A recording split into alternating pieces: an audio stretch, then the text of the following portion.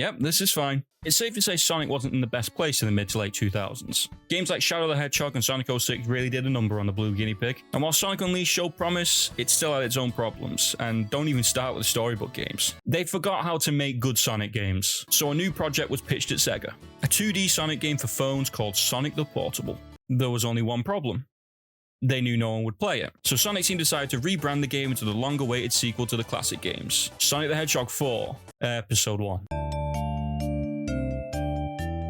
This is definitely a video game, alright. For mobile phones, it's fine, I guess. But as a multi-platform sequel to the original games, no. The stages are unoriginal, so are the bosses, the controls lack any form of momentum, and the game only has 4 zones, all of which are based off Sonic 2, except for Lost Labyrinth. Who decided to make Labyrinth Zone the exception to the Sonic 2 rule? Because whoever it was, I want them locked up for war crimes. I was originally of the opinion that Episode 1 was perfectly fine, but going back and playing it now, with games like Sonic Mania being released, it's embarrassing how this was even considered passable at the time. These controls are painful. If you let go of the analog stick, Sonic stops instantly. That is not right. This isn't how a Sonic game should control. It also doesn't help how slow Sonic's acceleration is in this game, which can lead to ridiculously stiff jumps that will be no problem in other games. Look at this. Does this look fun? If you want any form of speed in this game, you have to spam the homing attack. And speaking of the homing attack, its application here is just lazy. There are too many instances of a bubble chain just being there to be homing attacked. This isn't good level design. The only way of having any form of fun in this game is to get Supersonic, and even then it still isn't great. This is a bad game, which is topped off with a lazy last stage and an unoriginal final boss, which at the very least isn't a pushover. Also, plastic grass bad.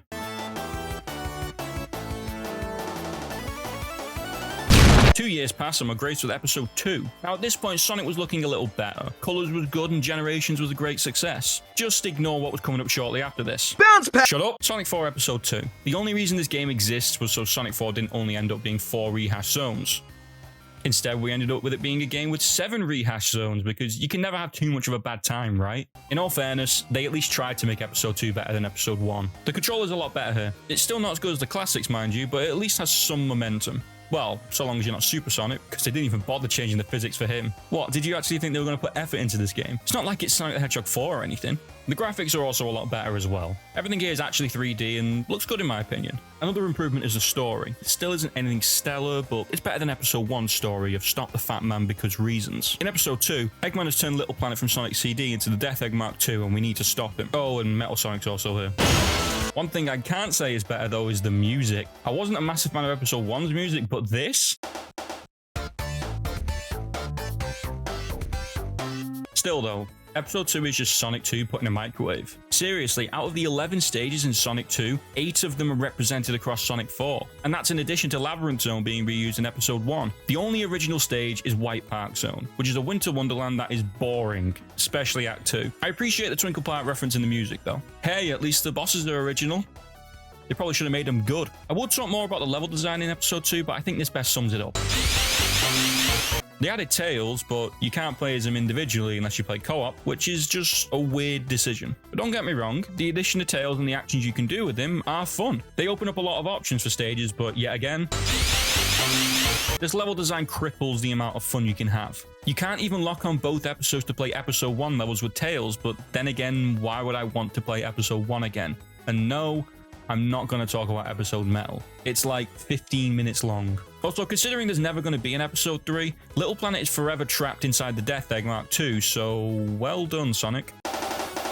Why is Sonic 4 like this? This is supposed to be a sequel to Sonic 3 and Knuckles, which in my opinion is the best Sonic game. It outright omits things that were in Sonic 3 like Elemental Shields and Knuckles himself. Would it have killed the developers to just have a bit of creativity with the levels instead of just doing Sonic 2 again? I can understand Episode 1 because it was never supposed to be Sonic 4, but Episode 2? They chose to rehash levels again. And you might have the same complaint about Sonic Mania, and fair enough, that game reuses a lot of levels as well. But I think the level design in that game is infinitely more interesting than this, and also it had more original levels in it. If you like Sonic 4, that's fine. More power to you. It's not a completely terrible game altogether. But yet again, this is supposed to be Sonic the Hedgehog 4, and it doesn't live up to its name. That's what makes it so bad in my opinion. It's a game that strives to do nothing new, and it even fails at doing that in some places. This is definitely not Sonic 4 as I truly imagined it.